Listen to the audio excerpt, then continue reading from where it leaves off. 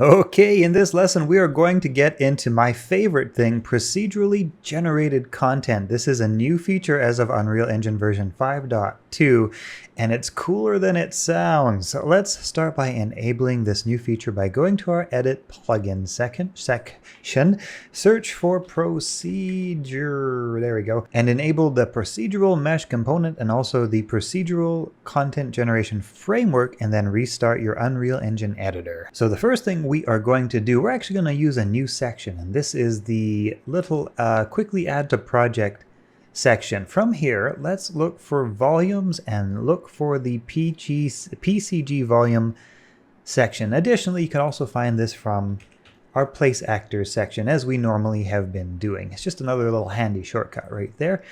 So go ahead and drag a PCG, Procedural Content Generation volume into your level. It won't look like much to start, but that's okay. It's gonna get cool. I'm gonna make this just a little bit bigger to start by switching to my scale tool and just making that a bit bigger so that we actually have some volume area to work with. This will make more sense and it can be adjusted later, so you'll see what we're doing in just a minute. So basically the way this is going to work is it's going to generate content within this area, and this area is going to sort of detect what the surface type is as well. So if we were going up a hill, it would detect that gradation and place content appropriately.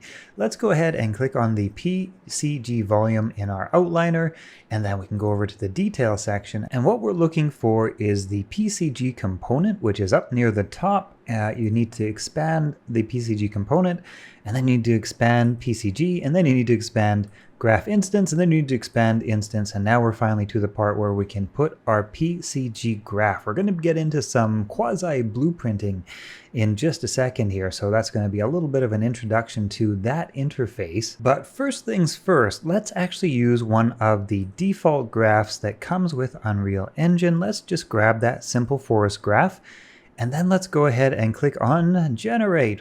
Wow, look at that. We have trees and plants and a variety of other things which have been now generated within our procedurally content generated volumes box. Now, for example, if I wanted to make that bigger, I can make that bigger. And initially it looks like it's going to stretch out like that, but I'm just going to actually click clean up really quick and then generate again, and it's going to regenerate that volume with more trees instead of fatter trees. It'll generate with more trees. So I'm going to actually just clean that up and generate again. This should automatically happen, but if it doesn't, you can just click the clean up and regenerate. So there we go. Now it's actually generating automatically every time I move it. And like I was saying before, if I was to take this and move this volume up onto our landscape, or up onto a gradation over here, and also let me affect the height of our procedurally generated content volume box. Well, that's anyway, that is, let me actually clean that up so you can see what we're doing here. Right now the volume box doesn't go any higher than right there, so I actually need to make that higher. If I want it to go all the way on the ground and all the way up the mountain like so, I have to make sure that the top and the bottom, and I have to make sure that the landscape that I want is within the box. So let me go ahead and click generate on that again, and now as you can see, that content is generating along the surface of our landscape quite nicely. Isn't that cool? That's super duper cool. If this isn't working for you, you might have your landscape volume box too high up. So if, for example, I move this above the height of my landscape, nothing would happen. So that's just something to keep in mind. If, for example, you click generate and you just see an empty box, try moving your box down so that it makes sure to collide with the surface of your landscape. Okay, let's now take a look at creating our own PCG graph. This was the demo, of course, that we could do modifications to if we wanted to, but let's take it from the top. Let's go back to Outliner and make sure that our PCG volume is selected, or we just click on it in the viewscape. That's probably easier. There we go. And I'm going to now just remove this PCG graph. And what we're going to do is we're going to create our own PCG graph. So in our content directory, again, we're just dumping everything into the root content folder. Not good practice. Generally, you'll want to do some organization into subfolders. But for the sake of this tutorial, we're just going to keep it simple. So right click somewhere in your content directory, go to PCG, and then go to PCG Graph. Let's call this my PCG landscape. Good enough. And then with the PCG Graph icon selected, in our PCG Graph instance graph section, we're just going to arrow that in there. So at the moment, there's nothing in our graph. Let's go right ahead and open up our graph. And it looks just like this. We have an input and we have an output. So for now, we're not even going to look at all the different instructions we can do. We're going to just do this simply to start. There's a lot that could be done with PCG graph generation, but there's only a little bit that you actually need to do in order to accomplish some pretty cool results. This is a whole course all on its own if you really wanted to go deeper, but that is not what we're going to do in this beginner's course. Fortunately, we're just going to figure out what it is, how to basically use it, and we'll leave the mastery up to your own devices in the future. So let's start first by expanding our input section. And the first node that we're going to use is called a surface sampler. So right click somewhere in the empty space and just start typing in surface, and you'll see surface sampler pop up. Now our surface sampler is basically a line trace down.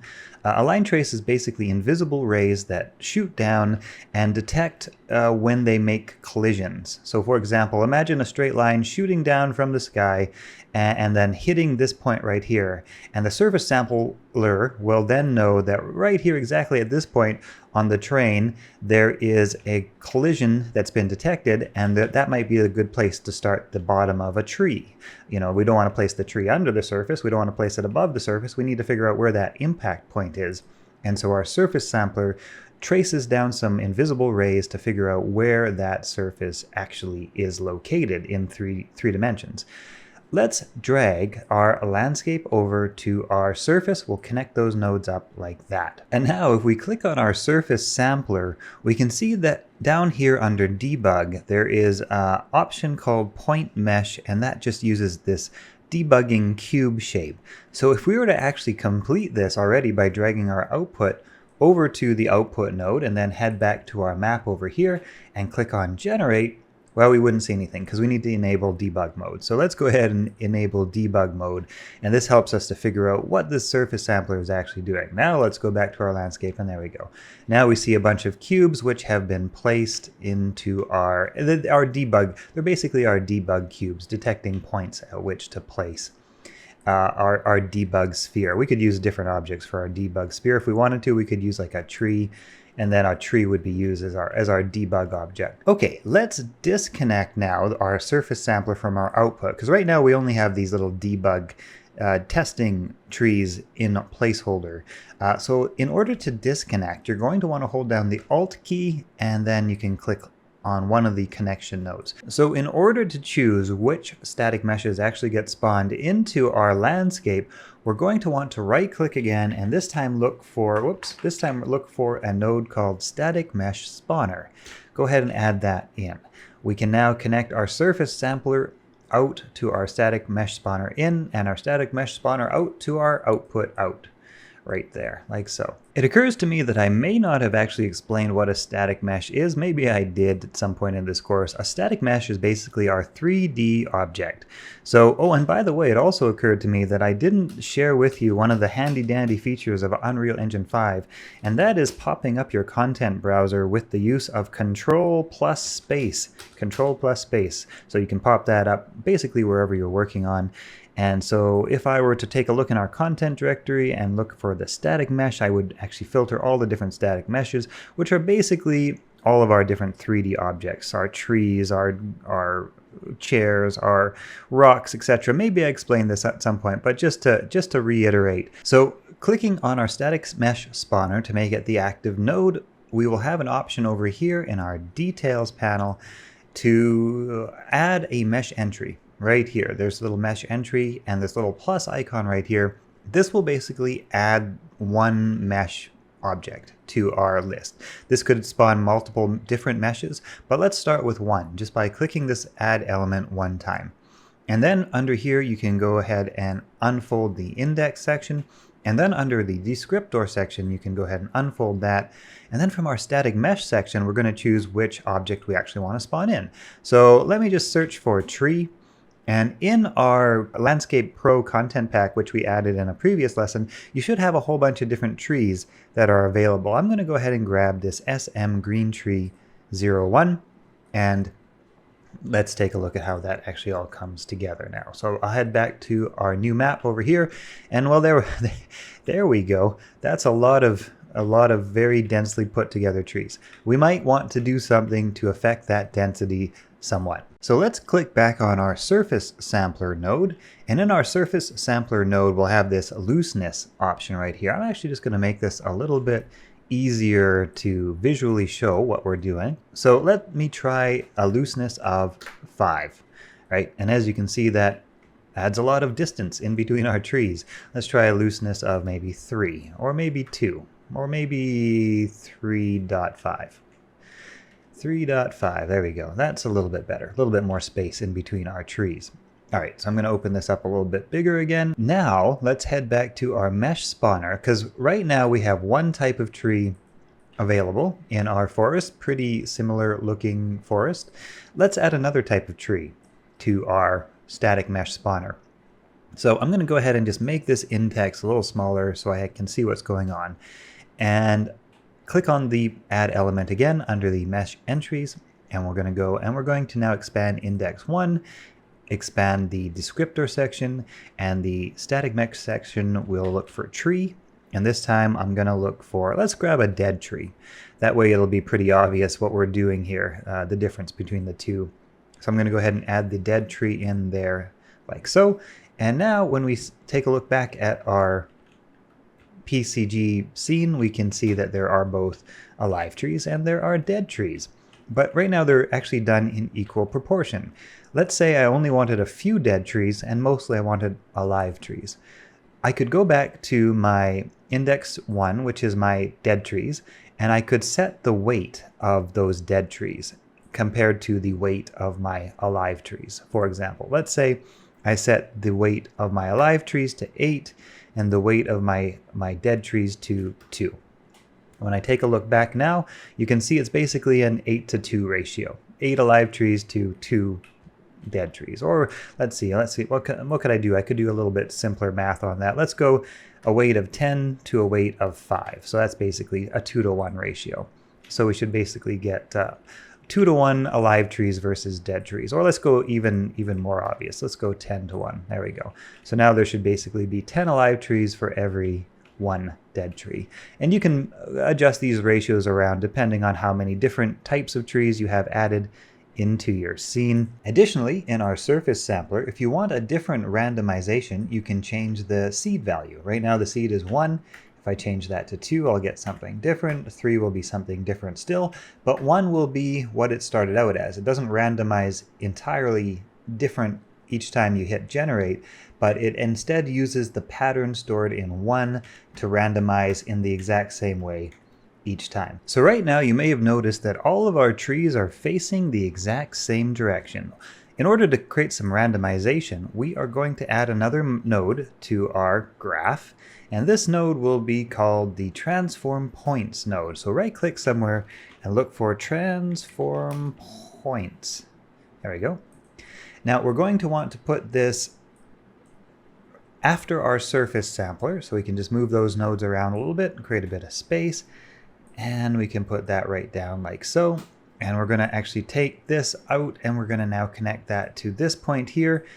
And we can actually disconnect it from there by holding down Alt and left click. And we can then put that in like so.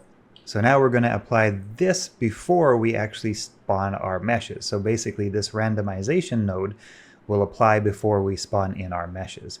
So let's make that a little bit smaller and make that a little bit bigger. And now we can apply some of these randomization characteristics. So for example, do we want trees of different size? Do we want trees of different rotation? Let's say, for example, we want our trees to range from anywhere from half size, 0.5, to 3 times as big. There we go.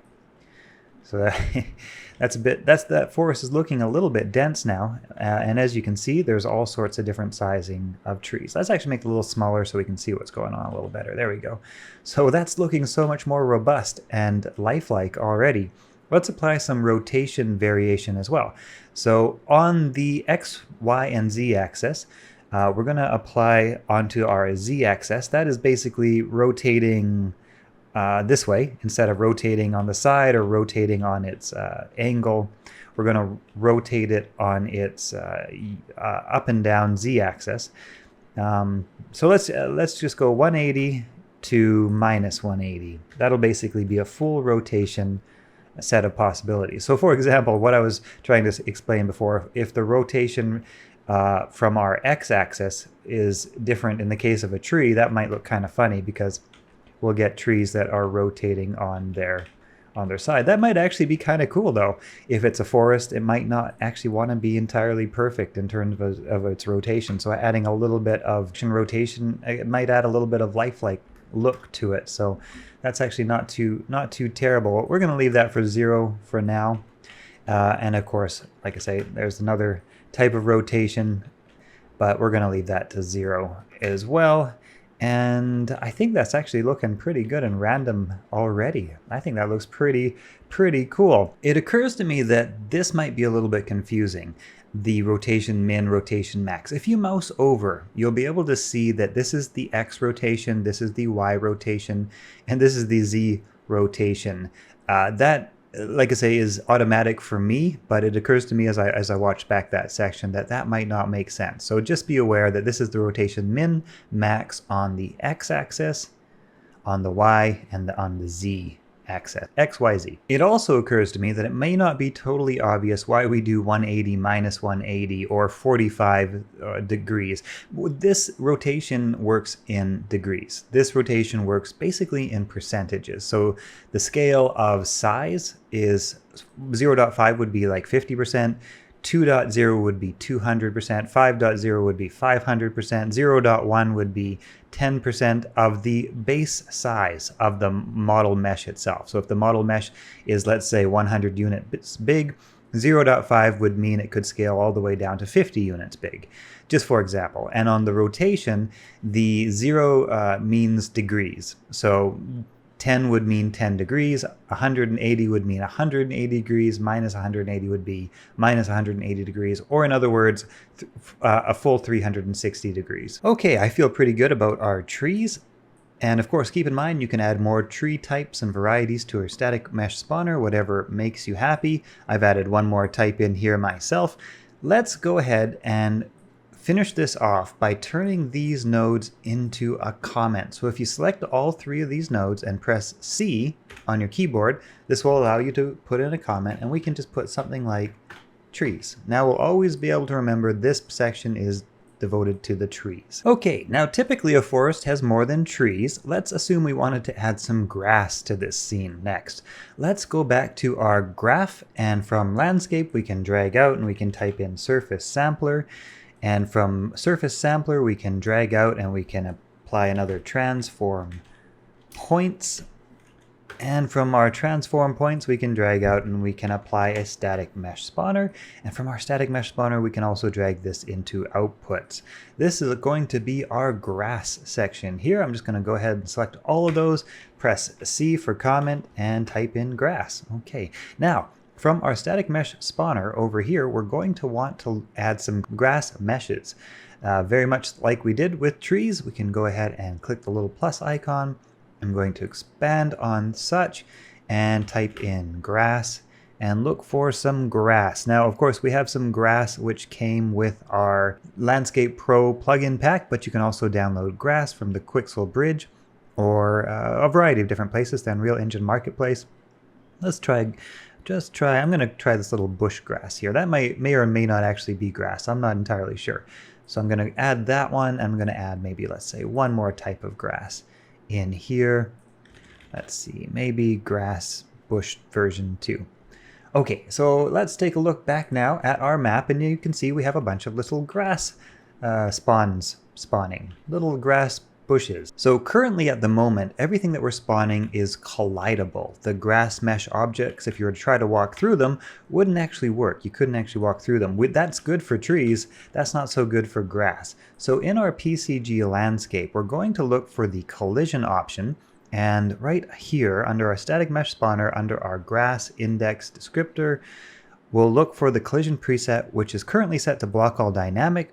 And we're just going to change this to no collision. That way our players will be able to walk through the grass, but they wouldn't be able to walk through the trees. So the default is to block all dynamic, and what we want for grass is for no collision at all. You may have also noticed that our grass is a little bit spread apart too far. Let's do something about that. Let's head back to our PCG Graph, and under our grass surface sampler, let's change our points per square meter, which are currently set to 0.1 on mine. Let's try maybe 2, and our points extent will affect how close the grass can be set together. So let's change that down to something a lot lower, like 10, and take another look. There we go. Now we have some pretty dense looking grass, possibly even a little bit too dense. Let's check out those transform points, and that way we can apply some randomness to our grass as well. So one other handy little thing is in Unreal Engine blueprints and Graph, you can copy a node and you can reuse it with its same properties. So we already have all those properties set in our trees from different randomization. If I wanted to be lazy, I could copy that node and I could delete our currently empty node here, and I could just add that one in like so. And now we have all of the same randomizations that our tree had, from rotation to scale. That being said, I think we might try a maximum scale of 1 from 0.5 to 1, so a small adjustment to there. Let's take another look. That's actually starting to look quite a lot better. It's looking certainly a lot more natural and random and realistic. In fact, I think that grass looks a little too big. How are we going to fix that? Let's change the maximum scale to actually like 0.4.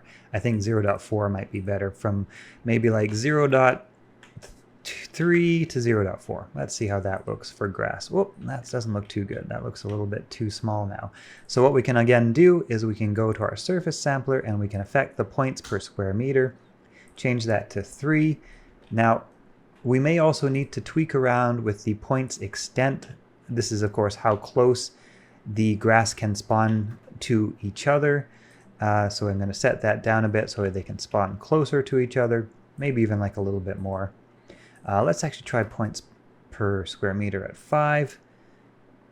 And this is just kind of like the monkeying around phase, where you adjust values around until you sort of get what you're looking for. And they all kind of play off of each other. So you adjust one around a little bit, and then you adjust another around a little bit, and you kind of figure out which combination of numbers gives you the result that you're kind of looking for. So that's not too bad. We've got some grass clumps in there now. Another very cool feature with the PCG content generation is that we could take our forest from our previous map and put it right into another map. So I'm just going to go ahead and grab the PCG volume, place it into my level, make it of whatever size I want it to be. Let's go, I don't know, maybe 50 times bigger. Place that where I want it to go, and then I would just need to select our graph, my PCG landscape graph, and put that in to this particular volume and click on generate. And then we have the exact same forest